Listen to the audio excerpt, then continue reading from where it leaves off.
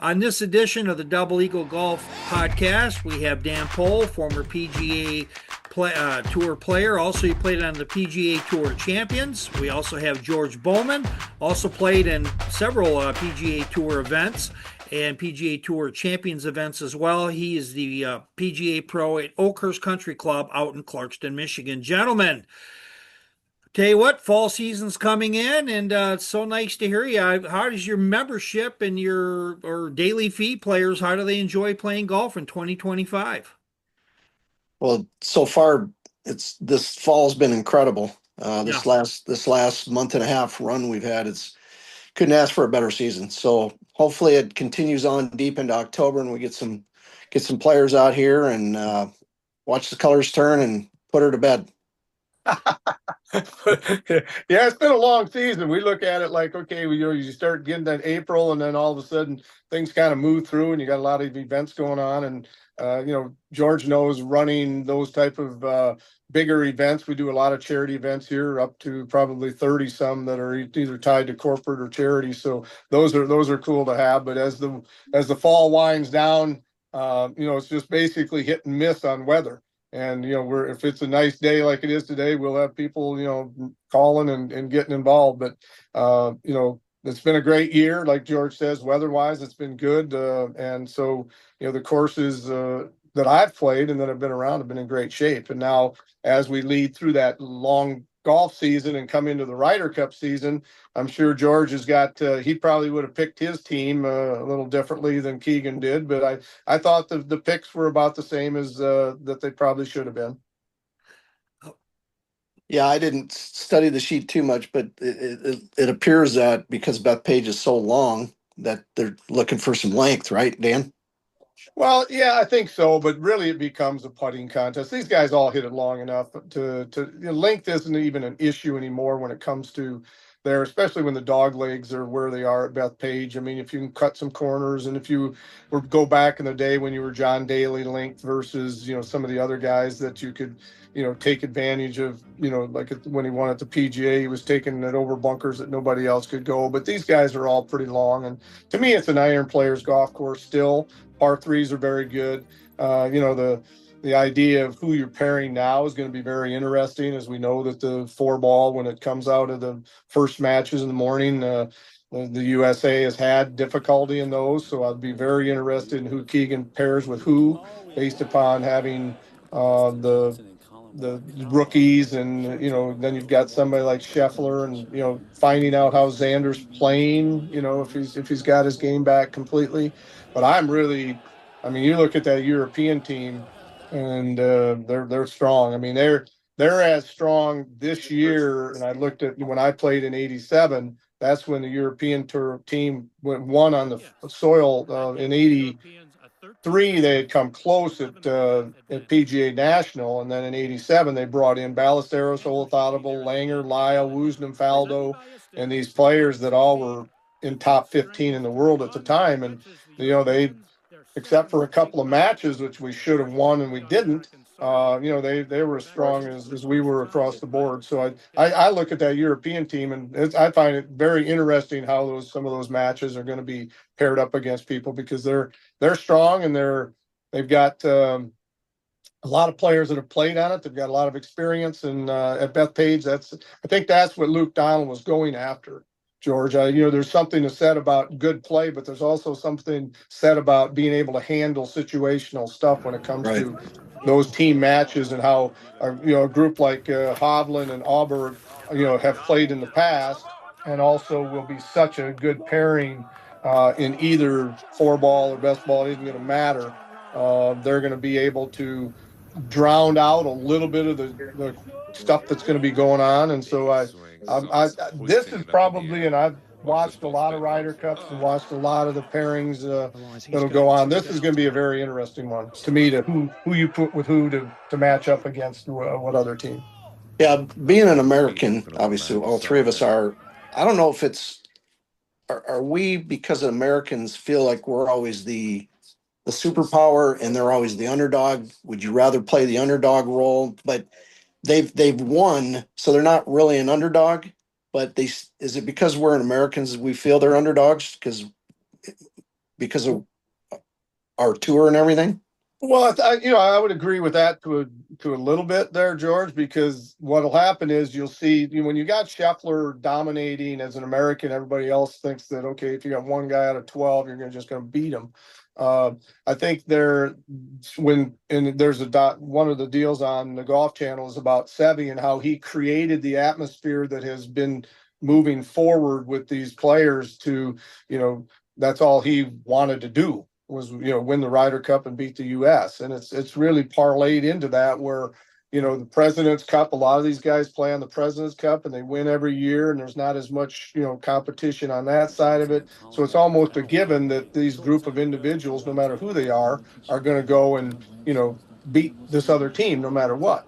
But, when you listen to some of the Europeans, and I think the Golf Channel has done a good job of actually talking to more of them. They talk to Hovland, they talk to Auberg, they talk to, the people that really give you an impression of what their thought process is, even as younger players. And then you got the older guys like Rose and, some of the guys that have been through, 10, 12 Ryder Cups, and they understand what it's all about. McIlroy obviously is a voice that has to be listened to, but, he's not going to be the one that wins the Ryder Cup for him. It's going to be the other, behind the scenes guys that match up. And that's what happened kind of in 87 is that the big names of them won their matches, but also a couple of guys that were playing well at the time, Howard Clark, Eamon Darcy, and the guys that were kind of on the peripheral looking in that you didn't anticipate, they played well. And so, if that happens, I think the matches there's going to be one or two swing matches that happens that's going to change maybe the individual, finish. But when you go to Bethpage, I think you just have to be playing good, period. It doesn't matter long hitter, short hitter. If you can put the ball in play and have shots into those greens, you're not going to make a lot of putts from 40 feet, but you're going to have chances to not make bogeys. And that's Right. where you can't give away holes to bogeys. And so again, that'll be interesting to see how those are paired, I think. Right on. I have one real quick question as we finish up here. Dan and George, both of you, do you feel like the intensity of the Ryder Cup has ratcheted up since you played? I mean, has it gotten nastier or more intense, or is it about the same as when you played? Well, I'll speak first, and I'll say yes, it has been ratcheted up for a numerous amount of reasons, and that's basically the competition has become more equal, which makes it good. I mean, we were still competitive. Everybody wanted to win. When you got Lanny Watkins and those guys on your team, you better want to win, or you're not. you better show up. I played with Hal Sutton, and I'll guarantee you, nobody was more intense than Hal was. So I don't know that it's ratcheted up. I think more from the media standpoint. We always felt like, or at least the guys that I was with, and Payne Stewart was a good buddy of mine. He was on that team. Calcavecchia lived next to me in Phoenix. We always felt like as long as we could get on the course, that's where our salvation was, and that's where we were relaxed. It was the other stuff that took, the time. We didn't have these press conferences like they have now that just analyze and critique, and it's just, beat to death. We didn't have Brandel Chambly, analyzing and critiquing and McKinley and all these guys, spending hours and hours and hours telling what should happen and what could happen and all that. We just wanted to go play golf. So when we got inside the ropes, that was where the fun started, and the atmosphere was much more, to a golfer's liking. And so if the guys can handle the outside stuff, and that's the hardest thing about the first time players, is really all of the the dinner parties you have to go to, all the other things. And we'll see how they handle that. And then obviously Keegan, his job is to keep everybody from getting too stressed out or too overwhelmed by all the stuff that goes on. So as more you play in them, the more you understand those functions and deal with them. But it's still part of the Ryder Cup is that intensity that's from the outside. And like I said, as players, you just want to get on the golf course and play. They wish they were doing it tomorrow. I was fortunate enough to play on the '93 PGA Cup team, so it's our Ryder Cup version for club professionals. Totally different because we have no idea who those players are. They're just club pros in Europe like we are here, so we didn't have the stigmatism and all the glitz and glam coming in because we're like, hey, there's a team, we want to beat them just because that's what we do, right? Right. You play, you want to win. So we had no idea who these guys were. At least I didn't. I never heard of them. Like some of the repeat guys like Jeff Roth or J.L. Lewis, who ended up playing the tour. They might have known who some of these names were, but I'm like, hey, that guy's wearing the same shoes and pants I'm wearing, just different color, and let's get it on. And thank God for JL Lewis. I think we were tied going into the singles, and JL hit driver on 18 at PGA National, made eagle, and that roared around all the matches, and we rallied and ended up beating them. So it was cool. So I can't speak to Ryder Cup experience, but that was our version for the PGA Pros, and it was equally as cool and obviously good to win. Yeah, and that's what's interesting, George. Just one swing of a match or one change up on that board. That's why they say it's so important to get out and see the numbers up there. When you start putting red, white, blue, or whatever on there, it does draw from somewhere that these players need to be able to do. You still have to stay within your matches. You still got to play the game and do all that, but it does give you that acceleration of and these guys. Listen, you've got something different now, and I hope we got a little bit of time here, Ray. I don't want to take all your time, but if you look at now signature events, majors, President's Cup, these guys have so many different ways to challenge themselves and be put in, not only under the microscope, but also the intensity level. I mean, winning a signature event has become just as important almost when it comes to, it's not a major championship, but financially, setting yourself up, all those things. You come down to an event like that, just like, Justin Rose winning the first leg of in Memphis. That was intense. I mean, for him and everything else, and it really, with the FedEx Cup and all these things that are involved, these guys have been under this microscope before, and that's not, we didn't have that. When I was still playing, there's no President's Cup, no signature series, the major championships were it. If you happen to win outside of that, yes, there was a lot of pressure, but it wasn't like, this complete intensity, and you didn't have the Golf Channel following you every move and checking to see how you're tying your shoes and what time you went to the bathroom and all that stuff. So these guys have now been able to deal with all of that aspects of the outside noise, and now, like I said, their intensity level is going to be geared towards being together as a 12-man team and all these assistant captains and everything else. When I played, Nicholas was the captain, and that was it. You didn't have 5 assistants to go out and, kind of keep an eye on you and everything else. We basically policed ourselves. If I said, hey, Hal, you're playing pretty good, I'm playing pretty good, let's play together, they'd say, okay, you guys want to play? Go play. Now they got all these little, pods that Asinger did and all the psychological stuff that says, these guys will be playing better together and all that.